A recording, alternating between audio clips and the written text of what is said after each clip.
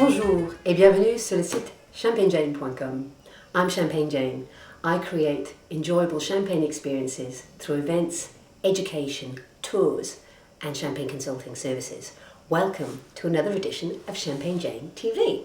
Today we're talking about Champagne Krug. People often say champagne goes one way and Krug goes another. I think it was well put by a member of the family, Rémy Krug, when he said Krug Grand Cuvée is just a non-vintage champagne, then a Rolls Royce is just a car, and the Pope is just a priest. Krug is in fact the most talked about but least consumed champagne in the world. Recently I was lucky enough to meet with the gorgeous Olivier Krug, 6th generation of the Krug family. Here's what he had to say about his champagne. Enjoy! Bonjour, je suis Olivier Krug. Welcome to Jane, Champagne. Champagne is your kingdom, your specialty. Champagne is a mystery sometimes. And I've heard that you want to know more about Krug. What I suggest to do today is to start from where everything starts, which is the vineyard, the land. A lot of people think that Champagne is a blend of Chardonnay, Pinot Noir and Pinot Meunier. That sounds awfully easy. You blend 3 types of grapes, you grade, and suddenly you have your blend. We are so far from that. You've been to Champagne, Jane, and you know that Pinot Noir coming from Bouzy doesn't taste the same as the Pinot Noir coming from Ambonnet next door, Ailly or Verzenay. They all have their own character, and even more important, they all have their own role within the blend. At Krug, we go even further, because we believe that even within the same village, grapes coming from different parcels will have a different character, a different identity, a different role in the blend, a different role if they are selected to join the famous, the legendary Krug Reserve wines. The best example of this obsessive philosophy we have in searching the best grapes from very, very selected plots is this one. This one, which was released by my father, Henri, 25 years ago, which was quite a surprise when it was first released on the market. It is called Krug Clos du Mesnil 1998. And I believe that this wine is the easiest wine to explain, the easiest wine to understand when it comes to talk about Krug. Because far from the idea of blending, this wine is made from a single grape, Chardonnay, a single year, 1998, and a single vineyard, Clos du Mesnil. It was born like all other Krugs, because at Krug we separate every single plot offering grapes to the house. Even in the same village, such as Le Mesnil, every year we make up to 20-21 different wines, which are as many parcels, as many dates of harvest, as many pressings, as many different vinifications. And when they come to the tasting room, they are tested blind.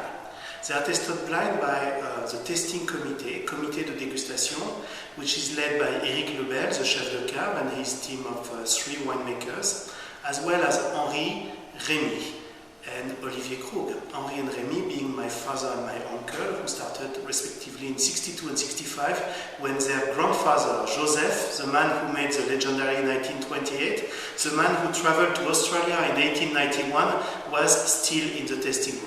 So when we taste Krug, we not only have the best skills in terms of winemaking, but we have 165 years of memory, which is extremely important because you know there is no recipe, no formula to make Krug, but you need the memory of the taste, and you also need to know exactly who will fall in love with this bottle. And you know how demanding, passionate are the famous Krug lovers. So let's go back to this Clos du Mesnil, because this Clos du Mesnil was one of the 20 wines in the table when we had this blind tasting the year following 1971, when we first purchased this little domain.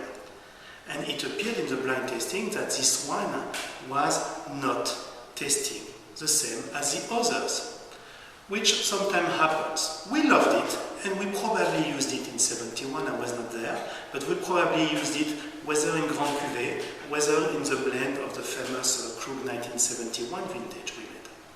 72, same story. Following year, same story. And it took us 8 years until we decided to make a little experiment. We decided to bottle apart the wines made from Clos du Mesnil to see whether they were interesting or not. And my father said at that time, if it works, we'll serve it as a house wine to our dear guests visiting Clos du Mesnil and having lunch or brunch with us. No more. In the late 80s, when this first vintage, 1979, was ready, and when my father, uncle, grandfather, when the team opened the first bottle, they had a shock. Because this wine was miles away from tasting like a single wine. It was miles away from this idea of a single grape, a single year, a single place. If you taste it with me. It fills your mouth. It's very rich. It's almost shiny. You know, it's almost like drinking a sunbeam that you had put in honey with spices. You have this famous backbone of acidity and freshness that everyone expects from a Krug Champagne. But you have richness, personality, legs, intensity. A single wine. And this is all the genius of Krug Clos du Mesnil. It is also all the genius of this vision that Johann Joseph Krug set in 1843 when he decided that Krug would not taste like other champagne. When he decided that Krug would not be made like other champagne. When he decided that every detail would count. If you come to Krug, I will show you the little notebook that we are keeping in a safe. This little notebook written by Johann Joseph Krug when he set the rules to make a Krug Champagne. And one of the key rules was, you can sometimes do an exception. You can sometimes do a compromise that no one will feel. But the day you start winning your prestige. So at Krug, every little detail counts. And if we hadn't decided to select the parcels, to make each wine an individuality, we would not have discovered Clos du Mesnil. If we were making wines like most of the wines are made by our colleagues in Champagne, this parcel would have been fermented with other parcels from the village, probably producing a beautiful wine, because wines from Le Mesnil are most of the time beautiful, but we would never have noticed the personality, the stunning personality of this Krug Clos du Mesnil. Next to Krug Clos du Mesnil is Krug 1998 vintage.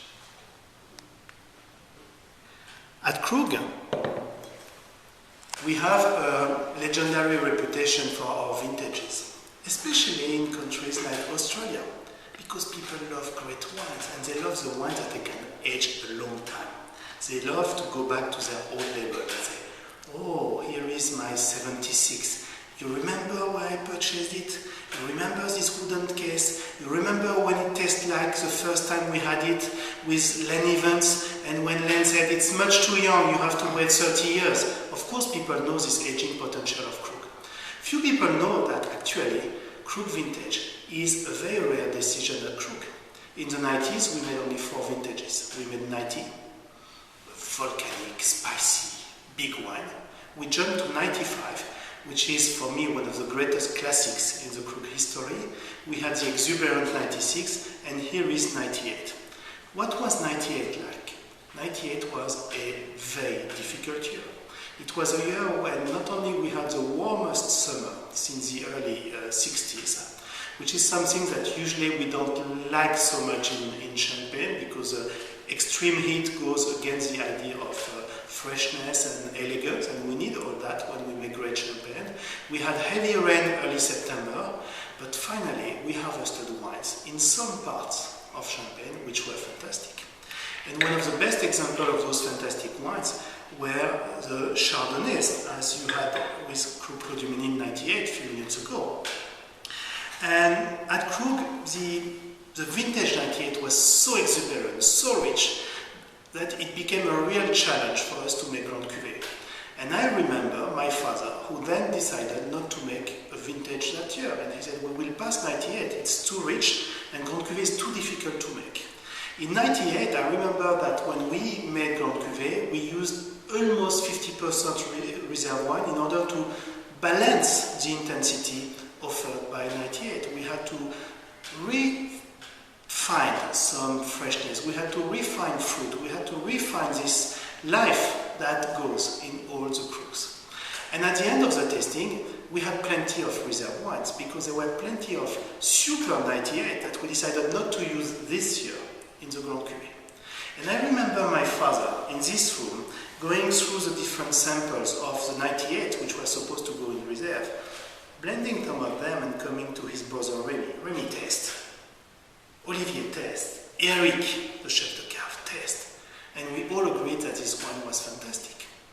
All except Eric, our chef de cave, who then said, yes, but it's not possible. And my father said, what do you mean not possible?